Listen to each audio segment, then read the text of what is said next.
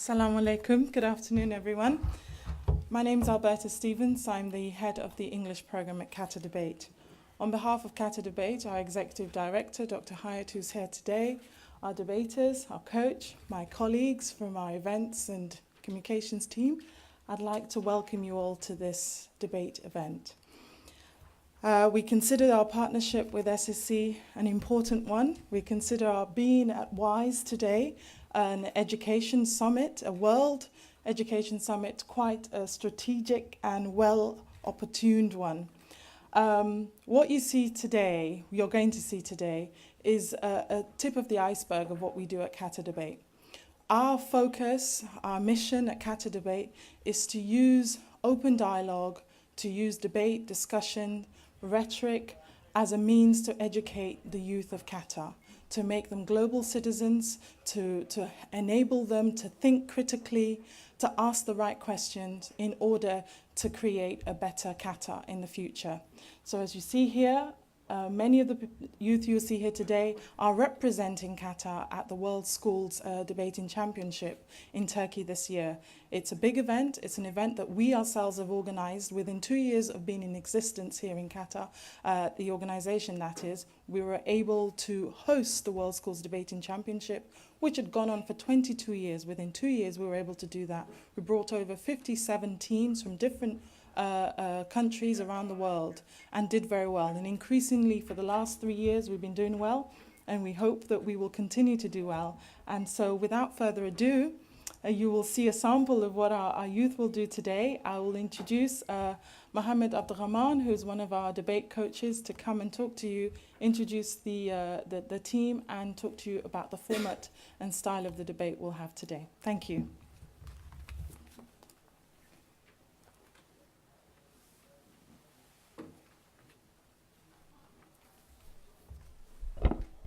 Thank you so much, Alberta.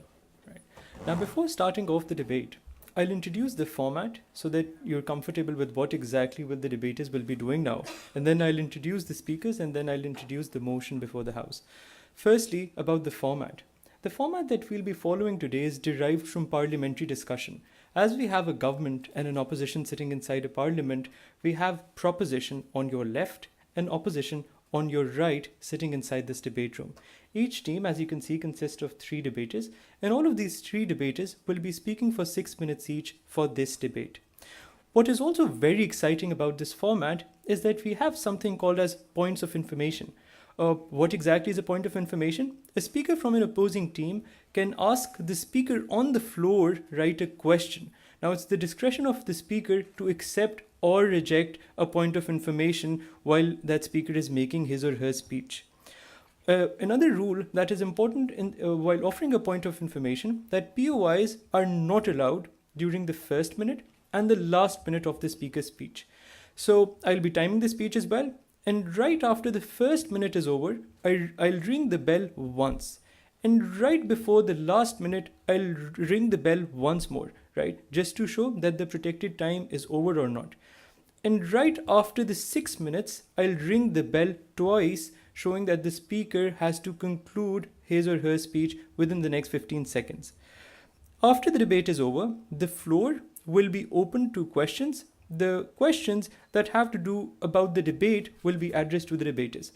The questions that have to do about the e-learning initiative, right, will be kindly addressed to Supreme Education Council and the representatives from there. Now, I'll very quickly introduce the speakers. We'll start off with introducing proposition, and then we'll move on to opposition. Let's start off with the first speaker, proposition. السلام عليكم. أنا اسمي عبد الله العمادي في دوحة كوليدج وعمري 15. Nora Naimi from Doha College and I'm year 11. Assalamu alaikum. I'm Hayya Al-Thani, Doha College, year 11. Thank you. Let's move on to the opposition now. Assalamu alaikum. اسمي سعد السويدي من Newton International School and I'm year 12.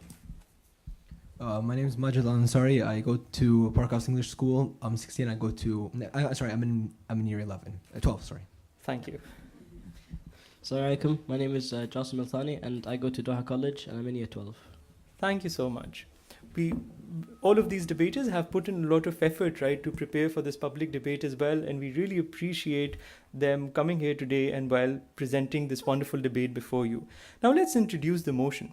The motion or the topic before the House is that this House will be replacing teachers with computers. What exactly is the context of this debate? Now, we live in a very digitalized world around us, and today we debate about educators at the crossroads with technology. With countries like Japan already using robot teachers inside classroom, we'll question whether these robot teachers will actually replace human teachers in future. Now, whether or not that will be effective, these are questions that we'll leave for these debaters to answer in front of us today. Without further ado, let's invite the first speaker proposition, Abdullah Al-Amadi, to open the case for side proposition.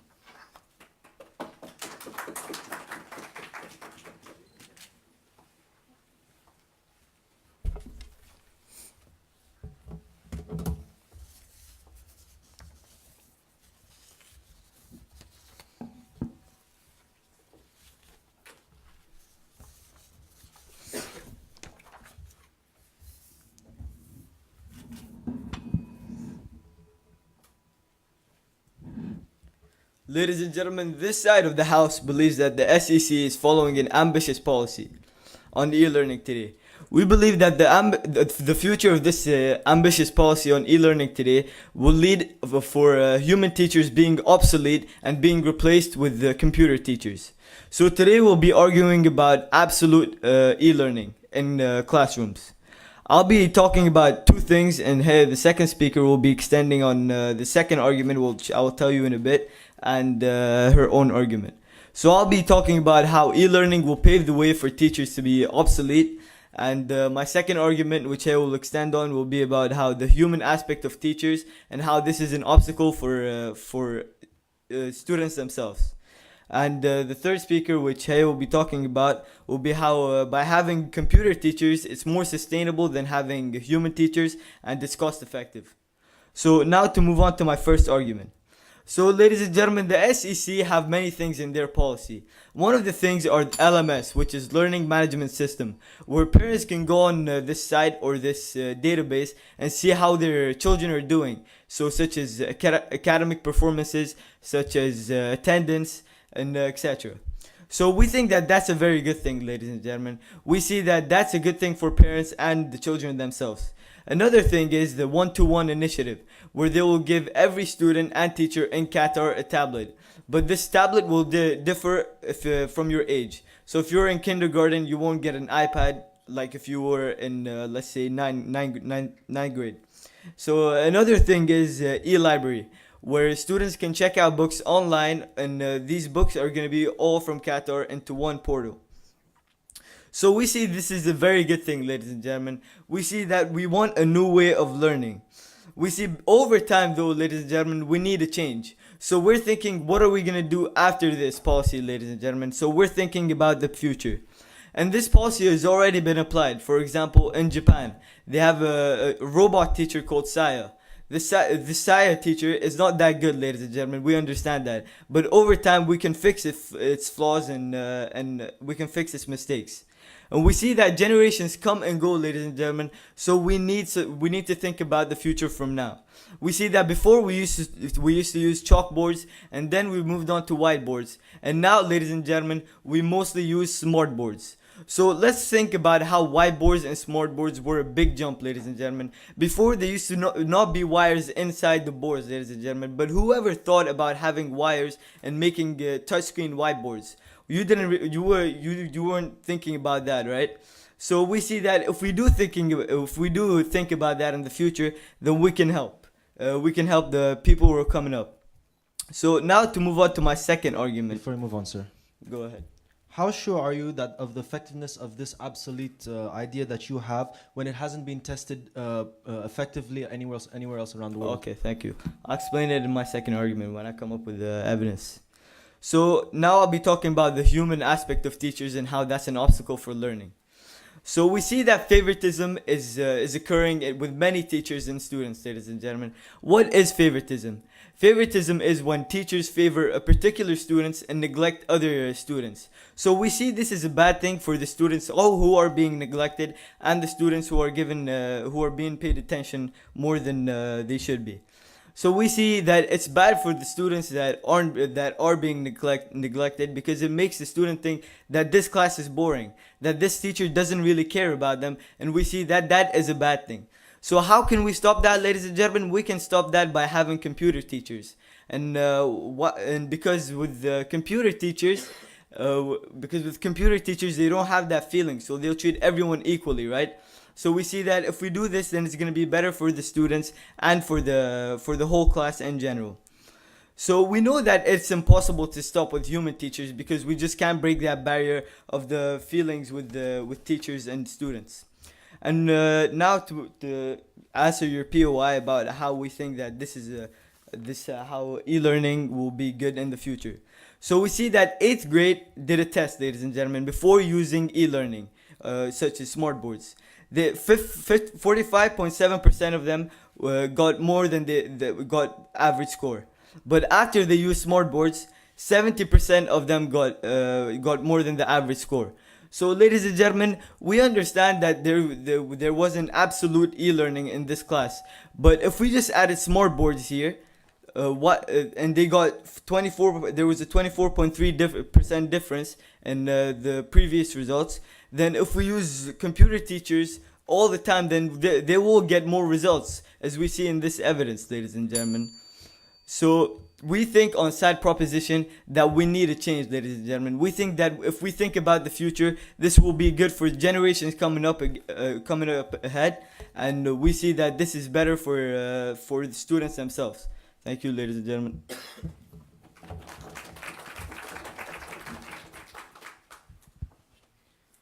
We thank the first speaker proposition and invite the first speaker opposition, Saad Al-Suwaidi, to open the case for side opposition.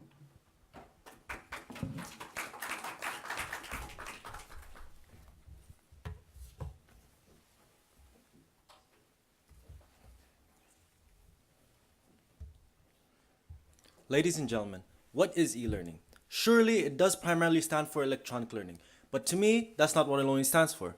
E stands for enthusiastic learning, enhanced learning, entertainment learning, and the list goes on and on, ladies and gentlemen. Both sides of this debate do agree upon the benefits of e-learning, but what we strongly oppose to stand here is the radical notion of e-learning, replacing teachers with computers. What side opposition is here to show you today, ladies and gentlemen, of how e-learning will be more effective with teachers having these tools, ladies and gentlemen, having these electronic tablets, computers, and whatnot to teach in with the class, because we could see that is highly effective. But to take into the point and to think of the idea of moving radical and replacing teachers with computers is highly ineffective, and I'll explain to you why within my speech, ladies and gentlemen. This side of the motion, we're discussing to you about three things, ladies and gentlemen. One, how e-learning is not a goal in itself, but it's a tool at the disposal of the teachers to enhance learning process within the class. Two, how human intelligence is far more superior to artificial intelligence, and my second speaker Majid will be discussing more on that. And the third thing that we're going to discuss to you today, which my second speaker Majid will be telling you about, is how the negative externalities of replacing teachers with computers outweighs the benefits. But before I move on to my substantives, I'd like to rebut a few points brought up by the first speaker of side opposition. I'll be rebutting three main points that he said in his speech, ladies and gentlemen. First, how he said the generation of teaching. Secondly, favoritism. And third, the effectiveness, ladies and gentlemen. So let's move on to my first rebuttal. First, he said the generation of teaching today. Ladies and gentlemen, we do agree with the fact that using a chalk and a blackboard within the classroom today is old news, okay? We need something new, because we see that these students need to have their own way of learning, because they spend hours and hours a day just on the computer, sitting behind a computer screen and going on the internet. And we see if we take that idea, we can use it into fact. But we're not just gonna give them the computer with no supervisor and with no teacher at hand to teach them, ladies and gentlemen, because who knows what they could be doing behind the computer. They could be working, they could not be, and even if they were working, it wouldn't be effective. But by giving these tools to the teachers, we see that they can that the teachers can have an interaction with them, which I'll discuss further on within my speech. The second point I'd like to rebut is favoritism.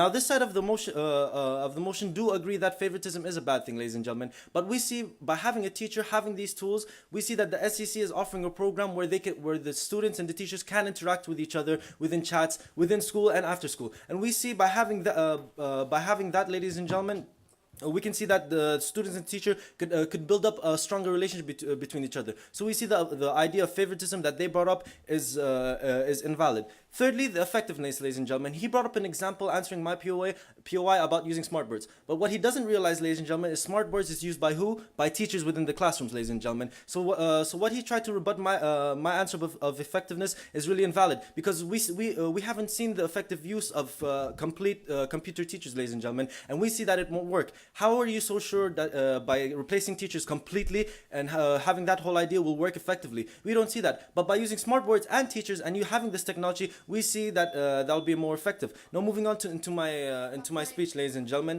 which is about how e-learning is not a goal in itself, but it's a tool within the disposals of teachers. I'll be discussing to you that on two levels, ladies and gentlemen. One, the SEC's policy of having e-learning is not a goal in itself, and two, how teachers are always essential within the classroom, and which will also link into my second argument. Now, firstly, the SEC's policy. What is the SEC's policy? The SEC stated that they're going to give these tools, these tablets, and these computers to these teachers and to all of these schools in order for them to have a better learning and enhance their learning within the classroom. Because as I said before, ladies and gentlemen, we see that students spend a lot of time on their computers, and what the SEC is trying to do is trying to take that time and trying to develop it within education, ladies and gentlemen, and so we see that as a valid use. Now, yes, teachers are kind of scared because they do not know how to use these tools, ladies and gentlemen, but the SEC are offering programs for these teachers in order for them to learn how to use these tools effectively, and in order for them to teach the classroom, ladies and gentlemen, and we see that as highly effective. Before I move on to my argument, yes.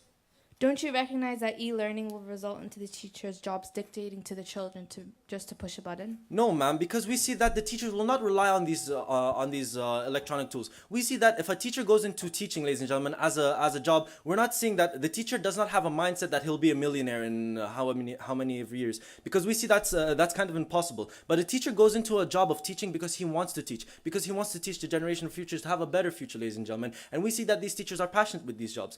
That's why by giving these tools, by advancing the way that they teach in class, ladies and gentlemen, will be more effective, because these students will know how to learn better through these technologies that they are very familiar with. Now, moving on to my second point about how teachers are always essential in class, and which will also lead on to my second argument. Teachers are essential in the class because like days before, like in the past and the generations today, ladies and gentlemen, teachers are always available, and the teachers are there to teach the students within the classroom, to help them understand and learn. And as I said before, by having these tools available for them, it'll be even more enhanced. Now, on to my second argument about human intelligence is far more superior, and I'll be discussing to you this on three things. One, how computers just teach like textbooks. Two, how teachers actually help advance the thought process within the students. And thirdly, there's no emotional interaction. Now, firstly, computers teach exactly like textbooks. Whether you're reading from a book or whether you're reading from a computer screen, ladies and gentlemen, it's exactly the same thing. Okay, teacher. If there's not a teacher there, there's no one to come to you and explain to you, ladies and gentlemen. There's no one to help you further understand the topic, ladies and gentlemen. So let's say a student is having struggles within a topic, okay, and if the teacher's not there, how will he further understand the topic? We see that is invalid without a teacher. Okay, my second point, how teachers actually help the thought process within a student. Okay, ladies and gentlemen, all of us in this room today think outside of the box. We question things within our society. We question life in itself. But having a computer screen in front of you, how could that teach you how to think outside the box, ladies and gentlemen? You're basically studying from the box in front of you. Okay, so we see that as an invalid point. But teachers within the classrooms, and I'm sure all of you within school, you had discussions with your teachers. You talk to them about stuff within the topic, and sometimes you sometimes go off topic, but that actually helps you think outside of the box, and it thinks you about world problems, and actually helps you question things within your society. Thirdly, and my final point before I conclude my speech, is no emotional interaction. We see that it's very vital for teachers and students to have a relationship and a bond between each other, because not the whole class is standardized, ladies and gentlemen, meaning that there is a student within a classroom probably struggling with the topic. But if the teacher goes up to the student, builds up this type of relationship, and actually helps the student and understands the student and talks to the student within their own language with these tools with them, ladies and gentlemen, we see that is more effective than just having a computer sit in front of you. And as I said before, how can a computer explain to you, ladies and gentlemen? A computer can't even speak for itself. So, ladies and gentlemen, what have I talked to you about this debate? I've proven to you that of how it will be more effective with teachers using these tools to teach the students. And I've also showed you how teachers are very vital and essential in the classroom, ladies and gentlemen. Due to all my points brought up, I beg for you to oppose.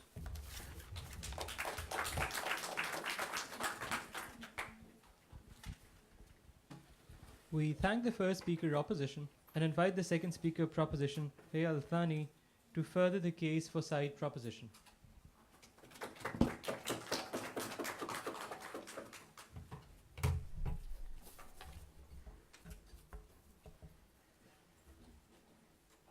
Anirban Dahiri, a student with a spinal muscular atrophy, would not have been able to graduate from Carnegie Mellon University, Qatar, without the help of e-learning. We on side proposition believe that through e-learning and through the advancement of e-learning, we can magnify the benefits that derive from it. Before I get on to my argumentations about the human aspect of teaching and how it's cost-effective and sustainable, I would like to reaffirm a few points from our side of the arguments. First thing the other side rebutted was the whole thing about generation and how we have to give these technologies to the teachers so that they're in the hands of the teachers and the teacher has the control. That's what's happening now. We are talking about the future. In the future, we believe that these teachers will become obsolete, as in the POI that's given by one of our speakers. Well, what's the point of the teacher in the future? Are they just going to be standing there and telling the teacher, oh, go to this place, go to this place? They will have no use at the end of the day. That's what we believe on side proposition. The second thing he talked about is how effective it is, and he discussed a lot about smartboards and how smartboards are used by teachers, and they're the one that's using it. That's happening now. We have to think about the future. Third thing he talked about is about favoritism and how they have things such as Moodle and Blackboard where teachers and students can interact after school. But how are you going to be paying these teachers overtime? That's the first thing we think about side proposition. And the second thing we think about side proposition, it's impossible to assume that one teacher can have a personal relationship with each and one of her students. If, for example, with a class of about 20 students. Now I would like to move on to a few points of rebuttal. His first argument was about how e-learning is not a tool, is not a goal but a tool. Is not a goal but a tool. He talked a lot about how the SEC's policy. The SEC has already had their policy done. It's already in 100 schools right now. What about the future? Are the SEC going to be happy to be paying these teachers even when they become obsolete? The second thing would be how a teacher is essential because a teacher is passionate. Sure. How are you so sure and effective that this will work? You said it before, it hasn't been done before. So how are you sure it will work now? Thank you. We're assuming the future. 50 years ago, we never knew that e-learning would ever be a possibility. But now it's about 50% of our classroom, how we're studying. So we believe in the future, if it's going to develop, as SC wants it to go further, they will become obsolete. The second thing he talked about is how a teacher is essential because teachers are usually passionate. Well, we cannot stand here and assume that all teachers are passionate about what they do. He also talks about how how we're giving the student their own role, and the student can't control themselves. Well, with e-learning, you're not sitting alone on your laptop and reading through the screen. It's like a classroom. There is going to be checkpoints. There has to be these dates. There has to be these tests and these deadlines. Now moving on to his second argument about how computer versus human intelligence. He talked a lot about how with the computers, they're very standardized and very textbook-like, and there's not much room for discussion. Well, that's not the case. It's not you going online and opening Wikipedia and just reading the page. It's going to be like an actual classroom, as in e-learning. There's going to be in the schools. And now moving on to my forms of argumentation. My first argument would be about the human aspect of teachers. Students have the advantage through e-learning to go at their own pace. Therefore, the student won't have the burden of slowing down the class if they have special needs in one area of the subject. This can also work in the case if the student is extremely gifted, so they won't be bored in class because they feel unchallenged. We believe what's so great about e-learning is that it's customized for each specific student so that they can enhance and improve. There's also work in the case of disabled students, as in MADA, which was established under the supervision of ICT Qatar to connect people with all types of special needs to the latest technologies, showing how technology can be better customized to help people with these disabilities. We believe, we want to ask you on side proposition, is that why can't we have computers as teachers who can better these special needs students? Now moving on to my second argument, which is why it's A, cost effective, and B, sustainable. We believe that it's cost effective because it's going to lower the cost. With e-learning, all you're going to be paying is the initial cost. It is a one-time investment that will last for years, in comparison to, of course, human teachers who you're going to have to pay an annual wage to. And we believe at the end of the day, that's going to be a much lesser cost. For example, in Dow Chemical, who reduced their average spending of $95 per learner per course to about $11 per learner per course, just by switching it from classroom-led instruction to e-learning. We believe on side propositions that when programs are digitalized, the cost per learner will go down. If we factor in, of course, things such as stationery, and the actual wage of the teacher. Now we're talking about how it's sustainable. There is a scarcity of teachers due to, of course, the aging population because people are leaving the jobs. That would be fine and normal, but the problem is not enough people are entering that job and replacing them, which causes a shortage for these teachers. We believe that e-learning is a sustainable model because it will last for years. It's not going to leave after 10 years. It's going to last for a while, so you can rely on it. In the case of California, with the 2-year college system that had undergone $1 billion worth of cuts since 2008, with a waiting list of over 470,000 students, creating a demand for these automated classes. There is a demand for it, there is a need for it, and that is why we believe that we should replace these teachers with computers because they will further the education of the student. As I've talked about how it helps students who are struggling or students who are extremely gifted or students who have special needs. It's also extremely cost effective and beneficial, and how it is sustainable and it will last. That is why we beg you to propose. Thank you.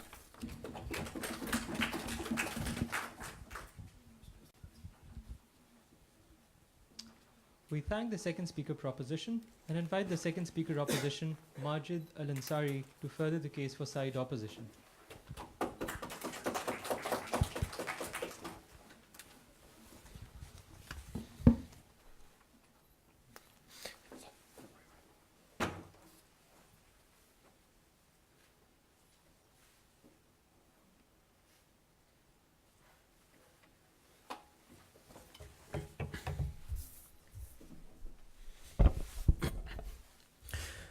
Ladies and gentlemen, way back in the day when we started developing cars, we did a lot of things to change it. We made cars smaller, we made cars faster, we made them in different colors, we made them more streamlined, we changed the engine. But one thing that we never changed about cars is that humans always drove cars, and we never stopped that. There was a demand for it, people didn't want to drive it, there was a need for it because we didn't trust humans, but we never did it because we realized that it was implausible.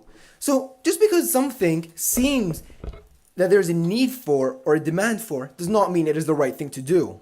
Today, as the second speaker of team opposition, I'm mainly going to talk about two things. Firstly, the negative externalities and how they outweigh the benefits, which is basically about teachers and losing jobs. And then second one, I will extend on my first speaker's arguments about morality and ethics and how that cannot be taught through computers. But before that, I'm going to take a look at what the second speaker of team proposition talked about and why it doesn't stand. Now, first of all, she talked about favoritism. She talked about how it causes unfairness, and that is why we need to remove it. That just because teachers, no thank you sir, just because teachers have emotions, that is a reason not to keep it anymore. We believe that favoritism does exist. We acknowledge that. We acknowledge it as a problem, that favoritism isn't really a good thing, but we still think that this is not a reason to remove teachers. That just because teachers happen to have emotions because they're humans like us, does not mean that we should rid ourselves of them. We believe that getting rid of teachers causes many other problems, as I will talk on to later, and we believe that teachers having emotions is actually a good thing, of which I will also move on to in my point on morality and ethics. Then she talked about how students can move at their own pace, how there are gifted students and there are slow students. Now, gifted students can move pretty quickly. There are certain schools that are made for gifted people, and gifted people can be enrolled in certain classes. So thank you, sir. But Now, slow students, this is where the problem comes. We see that slow students can be taught in the schools now, that teachers are able to take time to teach these slower students. But the problem that we see is that when we suddenly give the slower students responsibility, we see that they will fail. We think that, first of all, under their model, students are being given far too much power within their own education, that at such a crucial time in their life, we are simply giving them the resources to do, and we're relying on them to execute it properly. We believe that students at this age, as we would all know, are not responsible enough, that we are not mature enough to take our education within our own hands. And we believe that this will further harm slower students, that people who cannot understand something will not even try to do it because they have no motivation. Thank you, sir. That we believe that teachers in school are a source of motivation, that they force you to work harder, that moving at your own pace may mean moving at no pace at all. But working at a higher pace where you are pushed to work harder, we believe that that is where success comes. Now, finally, she talked about cost effectivity, and I won't refute this, but I will integrate it within my own argumentation because it make much more sense thereon. So now, having to move on to my own argumentation. Yes, sir. What's the next step after SEC's policy? We think that the next step from here is to improve even further. We think that just because we have to take a further step does not mean we suddenly remove teachers. We just improve the system. We may improve teachers, we may improve the electronic system, but we believe that the basic outline of the system is good enough, and we will just further add on to that. Now, moving on to how the negative externalities outweigh the benefits. We see on one end, team proposition talks about how it is cost effective, that wages and teachers cost too much, that it costs the government too much to keep teachers in place. We see that is not a good flow of logic, that isn't a good reason to get rid of teachers. Just because teachers cost you money does not mean that you get rid of it. A lot of things cost us money does not mean we get rid of it. A lot of workers can be replaced by robots and so on, but we don't do it because we believe that it is morally wrong. We believe that taking such a large part of our society, because being a teacher is quite popular, and suddenly making them all unemployed is, first of all, wrong through human behavior, and secondly, it is bad for our economy that having just so many people unemployed is, as we would know, just bad for it. And then what we see is that it's not only timely and costly to keep teachers, but we think that there are advantages to teachers, as we have already explained, as Sad has already explained. He's talked about how teachers have greater benefits than computers only. We see that in Australia, over 831,000 of the 22 million people are employed within education. So having to remove such a large amount would simply be illogical. Now, extending on morality and ethics, we think that there is more to school education than just textbook education. We believe that school education combines scientific knowledge and combines discipline, that teachers have now a greater role in society. That teachers are not only educators, but teachers have now become role models. They have become our friends, and they have become people that we look up to move in a further way. We see that they create the path for our future, and that we cannot proceed without them. We believe that you cannot expect a computer to ever understand people's feelings. We see that because teachers have feelings, that they can create exceptions. They can understand why, for example, you don't do certain things, that they can see you as an individual within yourself. But for a computer, you are just another user. All the users are basically the same person. So because we believe that it is immoral to take teachers out of their jobs, because we think that students will not get a disciplined education, and because we think that it is overall harmful to our economy and our society, we believe that teachers should not be replaced by computers. Thank you.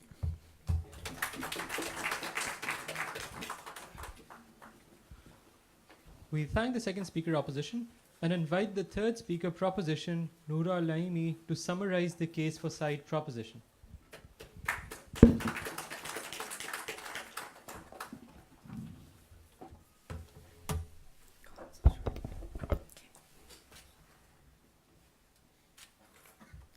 Okay, Okay, ladies and gentlemen, how many of us can recall teachers who are biased and in favor of their students? How many of us can recall teachers who are treating their students based on their mood swings? Today, Team Proposition is going to solve this problem by replacing teachers with computers. My three main clashing points today will be the comparison between absolute e-learning and partial e-learning. 2, computer teachers are more productive. And 3, which model is more cost-effective. So moving on to the first clash point, comparison between absolute e-learning and partial e-learning.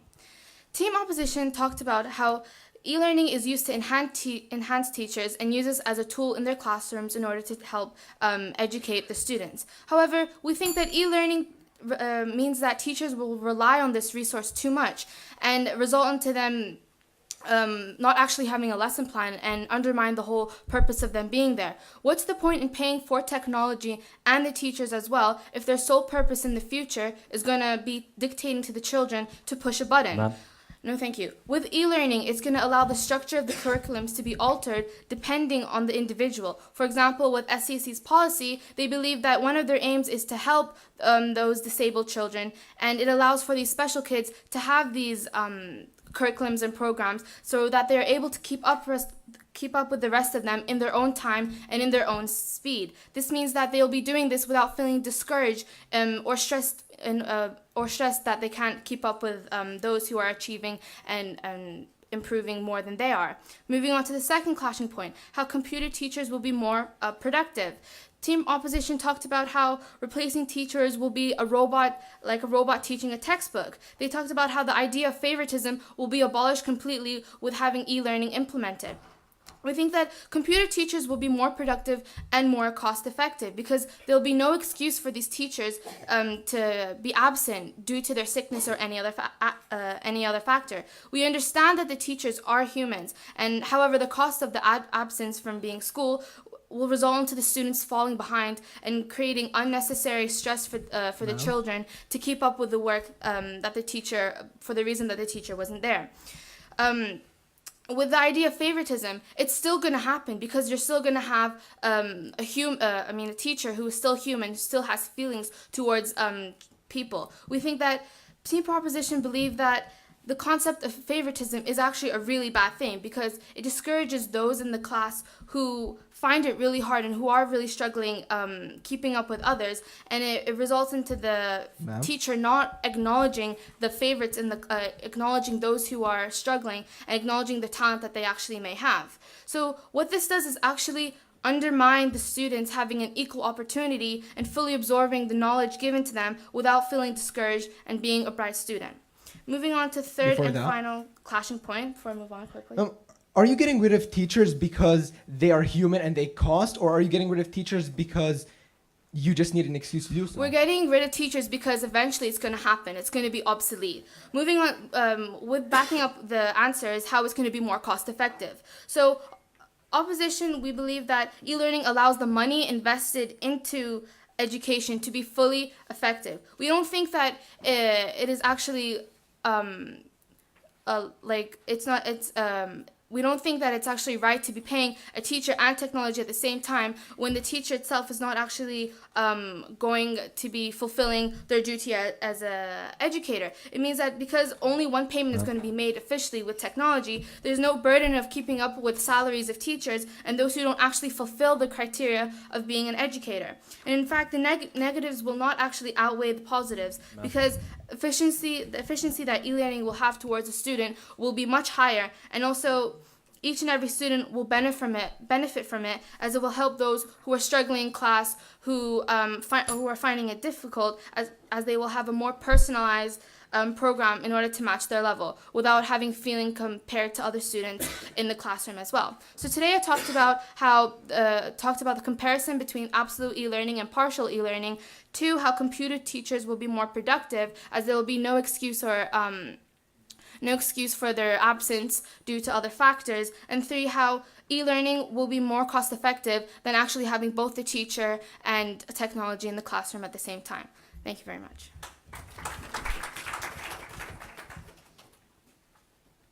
We thank the third speaker proposition and invite the third speaker opposition, Jasim Al-Thani, to summarize the debate for side opposition.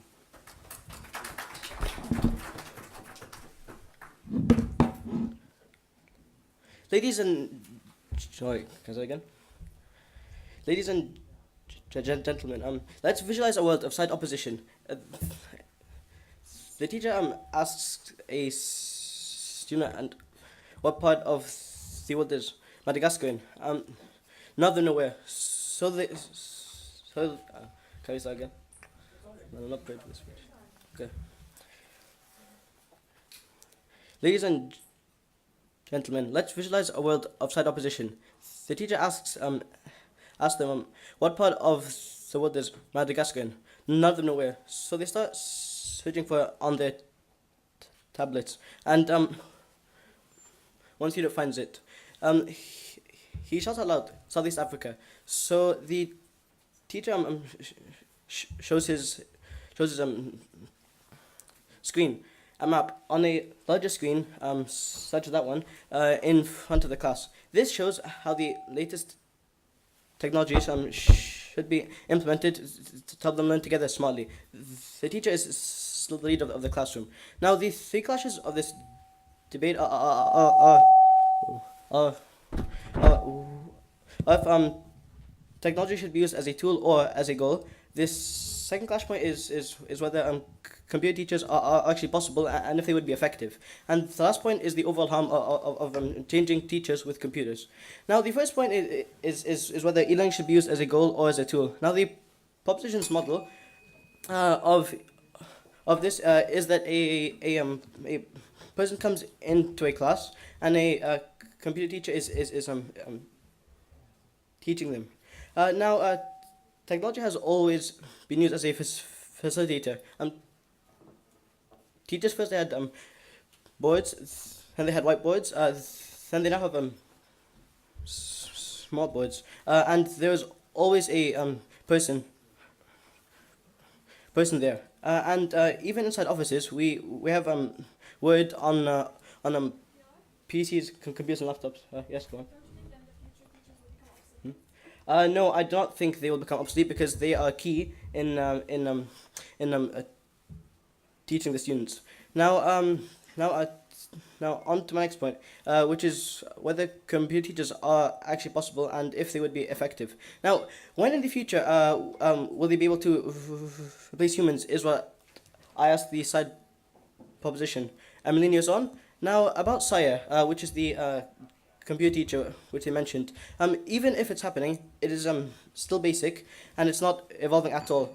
All it can do is smile and just say that the people are much too loud, and then even then a human controls Sire, so who will control the computers in the classroom? Yeah, go on. You talked about how teachers are supposed to be a role model. How Yeah. is a teacher supposed to look up to someone who favorites others and discourages them? Teachers aren't supposed to favorite any students at all. They are professionals in their job. Now, furthermore, SCI costs $51,000, so it is not cost effective at all to implement in every single classroom. Also, computers lack the ability to give instant feedback to the students, which means that they will not learn as effectively at all. So my next point is the fact that computers lack an emotional connection to the students. This means that they'll be less motivated to work as a computer has no emotion, so it cannot be caring at all. And this also means that they will not be as pushed to do well. Now, our side proposition believes that since they have no emotions at all, they are superior and stuff. And we think that this is the opposite. They are also human, so they are exposed to environmental factors. What I mean by this is that if they just came back from a trip, or if they just had a sports activity, they will not be as capable to work as much. And the opposite is also true, such as if they're feeling refreshed from a holiday, they might be able to work harder, and a computer cannot adjust this at all, as they will only have a lesson plan which they have to stick to. Do you have a point? Yeah. Yep. How is it possible in a class of 20 that teacher can have a relationship with each student? That's possible because they will talk to them every single lesson about any issues which they have, and they will also see them around the school throughout the entire day, because you're in school for 5.5 hours, so you must run into them once or twice. You must be able to talk about tests, and they always give you feedback, such as when you have a test at the end of that and other stuff like that.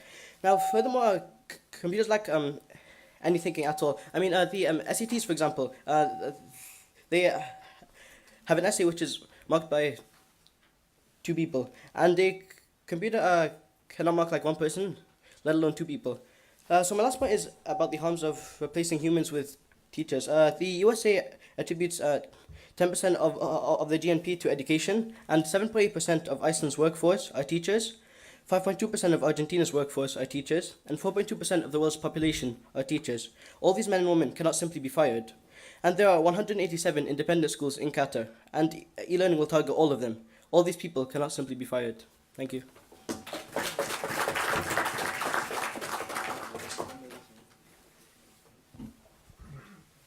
We thank all the speakers for putting up a wonderful debate before this prestigious audience. Now the floor is open for questions from the audience, or if anyone has any questions about e-learning, teachers being replaced, about computers. Let's go around with the mic.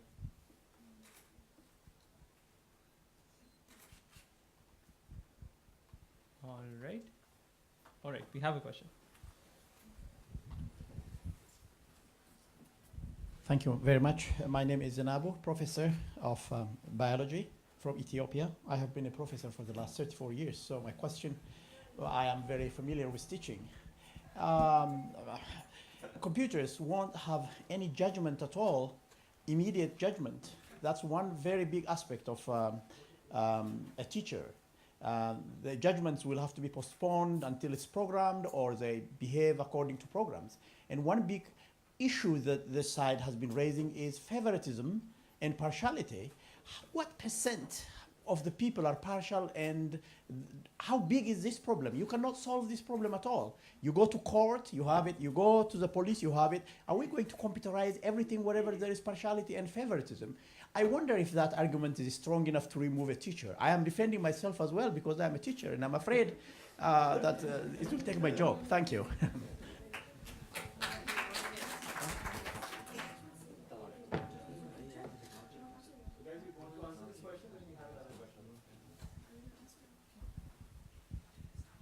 Okay, thank you for that question, but we see that if we do put a barrier between judgment, then this will actually help favoritism. This will demolish favoritism, because computers won't really judge humans, right? Because they don't have a brain and they don't have feelings towards classrooms or particular students. So if we do put like computers as teachers, then they won't really favor one or several students and neglect others. So we see that when we put computers as teachers, then this will actually help the classroom even more. About your point about favoritism, we're targeting the schools first because schools are filled with kids and young children that will be greatly affected by favoritism if somebody they look up to as a teacher will discourage them or sort of dislike them and favor another student over them. Thank you so much. There's another question. Okay. Thank you for all. I would like to ask the team, they want to replace the teacher by the computer. I am one of the students who love the education because one of my teacher was the role models. How you can replace the teacher? He encouraged the student and he's still in their mind as a role model to encourage them to continue their studies via computers without feeling, without any emotions. That's all. Okay, thank you. Well, we see that a lot of cases for students, favoritism occurs in a lot of cases with students. And not everyone actually feels that connection with a teacher. Not everyone feels liked by the teacher. And what that does is actually really affect their education, because they feel like, well, what's the point of trying so hard and if I'm not going to get any praise out of it? So we think that if we have a system that is completely mutual and emotionless, it will be more effective than having one where children who are favorited rise and those who are discouraged decreasing in the structure.